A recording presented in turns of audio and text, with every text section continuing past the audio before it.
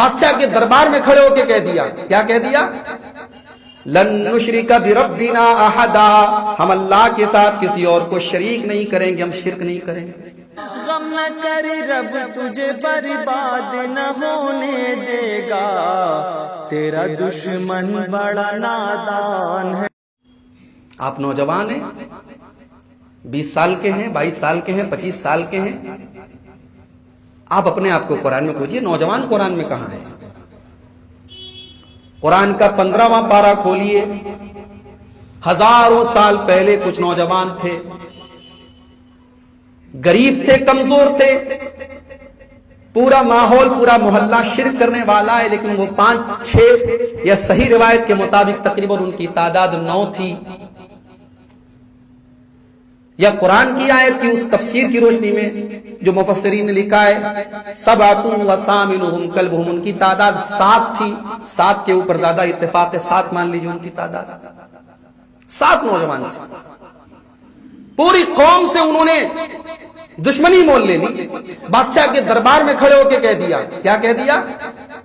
لن نشرک بربنا احدا، ہم اللہ کے ساتھ کسی اور کو شریک نہیں کریں گے، ہم شرک نہیں کریں گے۔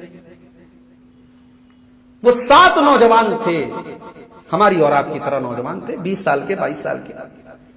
ان نوجوانوں کو اللہ نے اتنی ویلو دی، ان کو اتنی توجہ دی، اتنی اہمیت دی کہ اللہ نے اپنے قرآن کا حصہ ان کو بنا دیا، اور اللہ نے کہا انہم فتیۃ آمنوا بربہم وزدناہم ھدا، میرے کچھ نوجوان بندے تھے جو ہمارے اوپر ایمان لائے، اور جب ہمارے اوپر ایمان لائے تو ہم نے بھی ان کے دل کو مضبوط کر دیا۔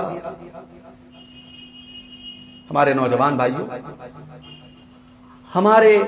ہماری جوانی کہاں گزر رہی؟ کوئی عشق میں پڑا ہے، کوئی موبائل میں گیم میں اتنا مست ہے کہ اس سے کسی اور کام کی فرصت نہیں ہے، کوئی گٹکھے کا عادی ہے، کوئی شراب کا عادی ہے، کوئی سگریٹ کے کش لگا رہا ہے۔ نہ وقت کی کوئی قدر ہے، نہ جوانی کی کوئی قدر ہے۔ ہماری جوانی کہاں جا رہی میرے بھائی؟ آپ کا ذکر قرآن میں ہے، آپ کا ذکر، آپ نوجوان ہیں، آپ کو کیسا نوجوان ہونا چاہیے قرآن بتا رہا ہے۔ اگر آپ کی جوانی بھی انہی لوگوں کی طرح گزر رہی ہے جن کی زندگی کا کوئی موٹو نہیں، کوئی مقصد نہیں، کھاؤ پیو انجوائے کرو، تو اللہ نے کہا پھر اپنے آپ کو مسلمان کیوں کہتے ہو؟ ربما یود الذین کفروا لو کانوا مسلمین، 14واں پارہ ہے قرآن کا، 14ویں پارے کی سٹارٹنگ ہو رہی ہے۔ ایسا بھی وقت آئے گا کہ کافر لوگ کل قیامت کے دن کہیں گے کاش ہم مسلمان ہوتے، ذرہم یاکلوا ویتمتعوا ویلہہم الامل، اے نبی آپ ان کافروں کو کھانے پینے اور انجوائے کرنے کے لیے چھوڑ دیجئے، کل قیامت کے دن ان کو ان کا انجام پتہ چلے گا، اور کل قیامت کے دن یہ کہیں گے کہ کاش ہم بھی مسلمان ہوتے۔ کون سے مسلمان ہوتے بھائی؟ کل کافر قیامت کے دن کہیں گے ہم مسلمان ہوتے تو کیا کر لیتے؟ کیا انہی کی طرح ہم بھی سگریٹ پیتے؟ انہی کی طرح ہم بھی اپنی جوانیوں کو برباد کرتے؟ کون سے مسلمانوں کی بات کریں گے وہ کہ ہم مسلمان ہیں؟ میرے نوجوان بھائیوں، ان آیتوں کو پڑھو اور سوچو کہ یہ وہ نوجوان تھے جن کی جوانی، بیچارے اپنی جوانی کو انہوں نے اللہ کے دین کے لیے قربان کر دیا۔ دیکھا کہ بادشاہ دشمن ہو گیا، قوم دشمن ہو گئی، تو آپس میں مشورہ کیا، کہا کہ ایک کام کرو، اپنی جان بچا کے بھاگ چلو۔ فَأْوُوا إِلَى الْكَهْفِ، ایک غار میں، ایک گفا میں جاؤ، اور گفا میں جا کر کے اپنی جان بچاؤ، اور گفا میں جا کے سو گئے، اور ایسا سوئے کہ اللہ نے 309 سال تک سلائے رکھا۔ اور بڑی عجیب و غریب اللہ تعالیٰ نے وہ جو غار بھی تھا، اللہ نے کہا کہ غار کا جو دروازہ تھا وہ اتر کی طرف تھا، اب جب سورج نکلتا تھا تو دائیں طرف نکل جاتا تھا، جب ڈوبنے لگتا تھا بائیں طرف نکل جاتا تھا، ڈائریکٹ سن لائٹ نہیں پڑتی تھی، سورج کی گرمی ملتی تھی ان کو، ڈائریکٹ سن لائٹ نہیں پڑتی تھی، ان کا جسم گلا نہیں، 309 سال تک ان کی باڈی کو اللہ نے محفوظ رکھا۔ یہاں 3 دن ہم نہیں سوئے رہ سکتے، 3 دن ہم سوئے رہے ہمارے بدن، ہماری باڈی خراب ہو جائے گی۔ 309 سال تک اللہ نے ان کو سلایا رکھا۔ 309 سال کے بعد ان کی نیند کھلی، اب بھوک لگی ہے تو کہتے ہیں جاؤ اپنے ایک ساتھی کو، اچھا ساتھ میں سکہ لے کے چلے تھے، جب چلے تھے تو سکہ لے کے چلے تھے، چاندی کا سکہ۔ ایک سبق یہ بھی ملا کہ اللہ کے اوپر بھروسہ کا یہ مطلب نہیں ہے کہ اپنی سیفٹی مت رکھو. سفر میں جا رہے اللہ کے اوپر بھروسہ کر رہے ہیں, سفر میں جا کے بھیک مانگو گے, اس سے بہتر ہے کہ تم اپنا پرس لے کر کے جاؤ.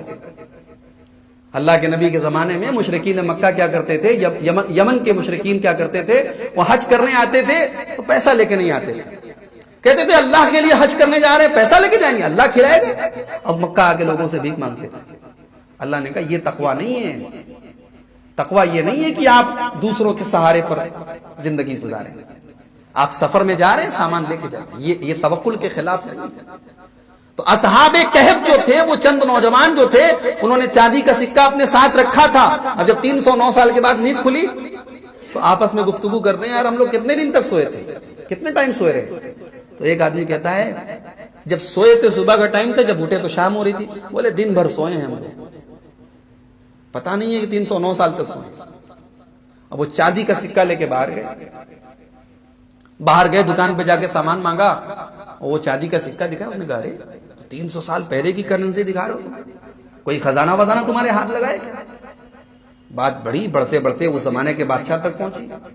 اب 300 سال میں تختہ پلٹ ہو چکا تھا. اب جو بادشاہ تھا وہ توحید والا تھا, مسلمان تھا, موحد تھا. 309 سال پہلے مشرک تھا.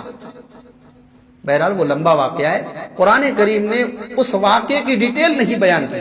قرآن نے بس ان نوجوانوں کا تذکرہ کیا کہ دیکھو یہ نوجوان تھے, ایسی جوانی اللہ کو چاہیے کہ اپنے دین کو بچانے کے لیے اپنا وطن چھوڑ دیا. میرے نوجوان بھائیوں, اپنے آپ کو قرآن میں ڈھونڈو, اپنے آپ کو تلاش کرو. نبی کی زندگی میں دیکھو, نبی کے ساتھ نبی پر ایمان لانے والے کیسے نوجوان تھے. بلال بھی تو نوجوان تھے, زید بھی تو نوجوان تھے, علی بھی تو نوجوان تھے, عمر فاروق بھی تو نوجوان تھے.